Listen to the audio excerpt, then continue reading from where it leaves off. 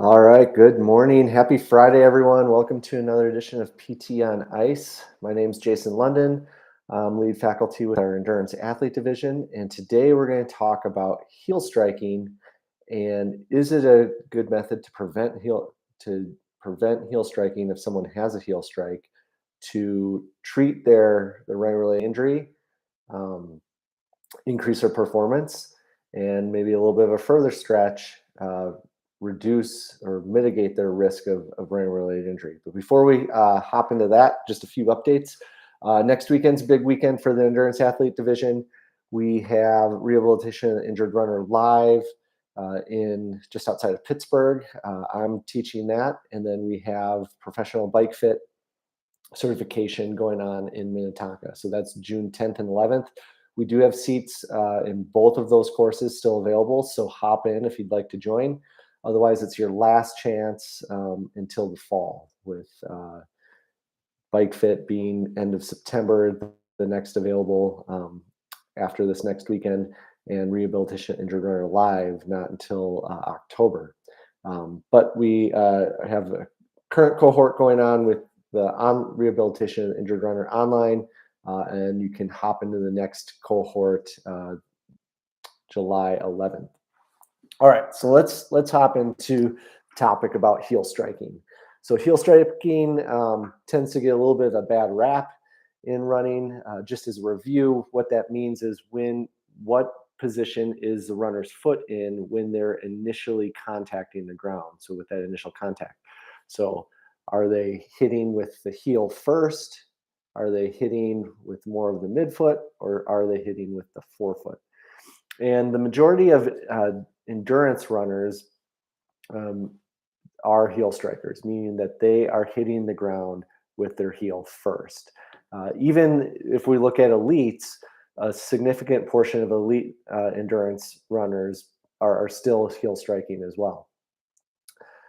But there's been this association with heel striking and running related injuries. And running related injuries, of course, occur at a really high incidence, up to 70% annual incidence, 90% lifetime incidence, and can really sideline your runners from being able to compete and being able to train. So the thought is heel striking with that association with running related injury, is if we get rid of the heel strike, does that get rid of the pain and get rid of the injury?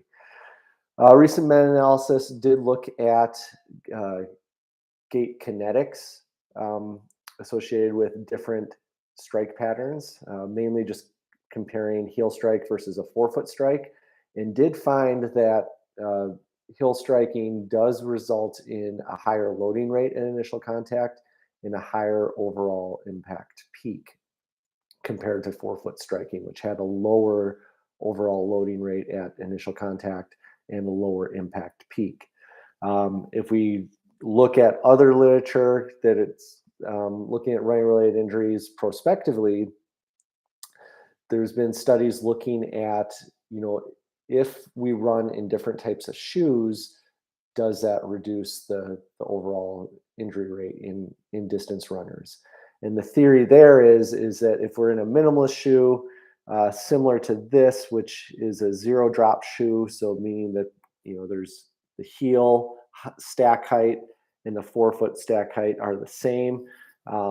Someone's more likely to have a midfoot or a forefoot strike pattern, whereas if they're in a traditional shoe, they'll have a higher heel stack compared to the forefoot stack, and they're more likely to be a heel striker. There's a little bit of flawed decision making in that design, in that because the type of running shoe someone is in doesn't necessarily dictate the strike pattern they're in. However, if you do look at data with that, there is a trend for, if you are in a minimalist shoe or a zero drop shoe, there's a higher percentage of runners that are a midfoot or a forefoot strike pattern compared to a heel strike. And then in a traditional shoe, There's a much higher percentage of people being a heel striker. Um, and the data for the study, very large prospective study, um, one of the largest prospective studies done in runners, showed that there was no difference in overall injury rate between shoe type. And so, you know, that would indicate that regardless if you're a forefoot striker, a midfoot striker, or a heel striker, the injury rate, overall injury rate is the same. And that has been kind of demonstrated, or that has been demonstrated in other studies too. So if we're trying to reduce running related injury by changing someone from a heel strike pattern to a midfoot or a forefoot strike pattern, we're not going to reduce overall injury rates. So first first part there is a myth. What about performance? So uh, there's some conflicting evidence if we're looking at elite uh, endurance athletes in terms of running. Um, are there more elites adopting a forefoot strike pattern compared to a heel strike pattern? And there's some studies showing that up to 70% of elite distance runners do exhibit a forefoot strike pattern compared to a heel strike pattern. And then there is another study showing that 70% or around 70% of elite runners have a heel strike pattern. So conflicting evidence there. I think take home message from that is, regardless if it's 70% of elite athletes are a forefoot strike pattern, we still have a really high percentage of elite athletes doing a rear foot strike pattern. So that uh, anecdotally, says that we're not necessarily going to increase someone's endurance running performance by having them adapt a different type of strike pattern than a heel strike. So that is myth number two regarding heel striking.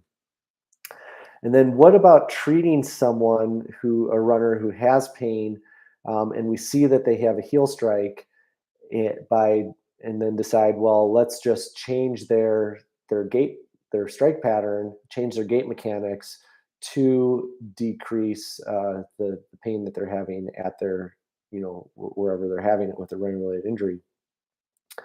And that is a bit of a tricky situation. So uh, runners who have a heel strike pattern are going to have a higher load at the knee and at the hip, whereas runners with a forefoot strike pattern, you're just changing where the load is going to have it be more of a posterior load, particularly at the ankle and the calf.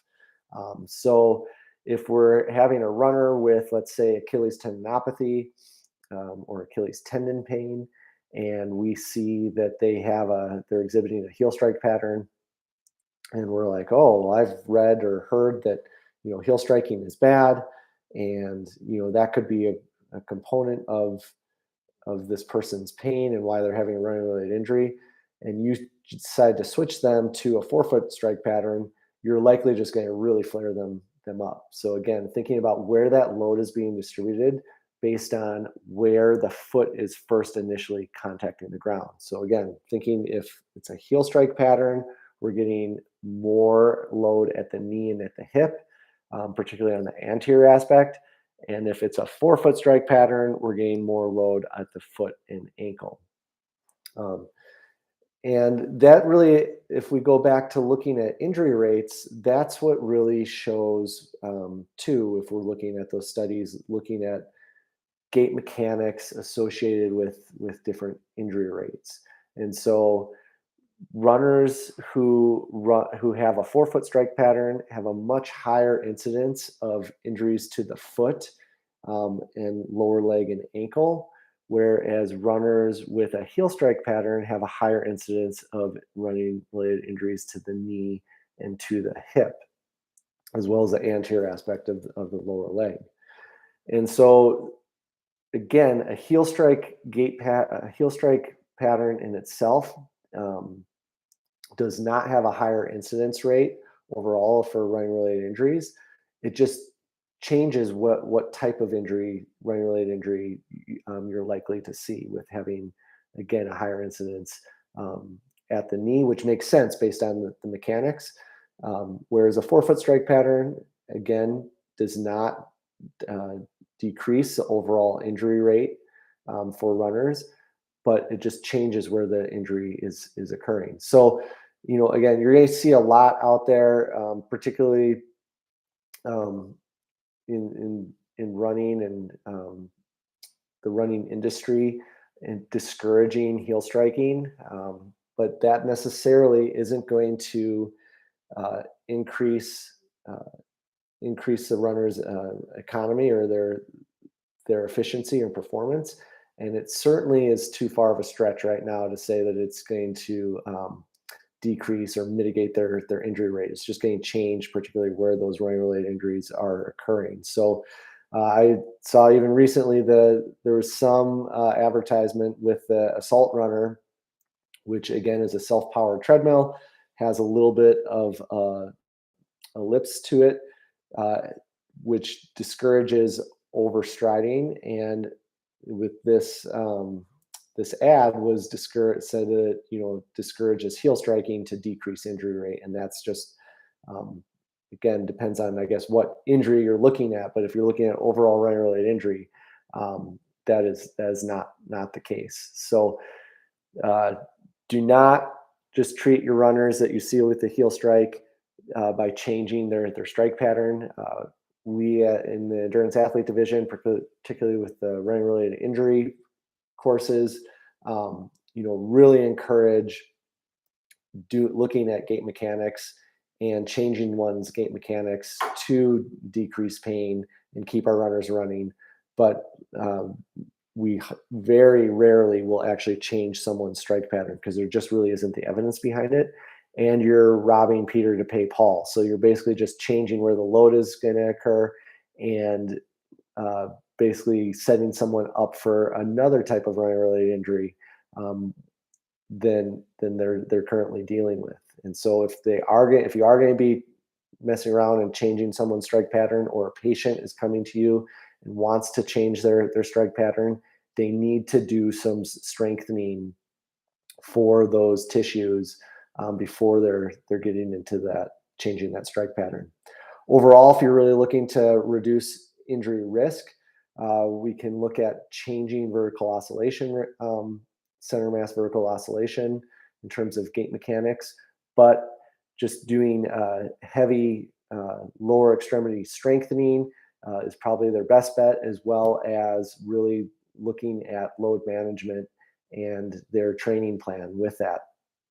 So again, uh, heel striking in itself is not a bad thing. It just shows you where the load is occurring.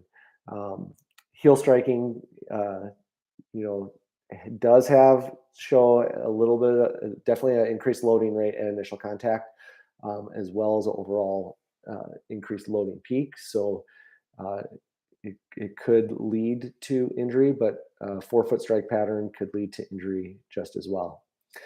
So hope you all have a great day and a great weekend. Get outside and do something fun. Uh, Thanks.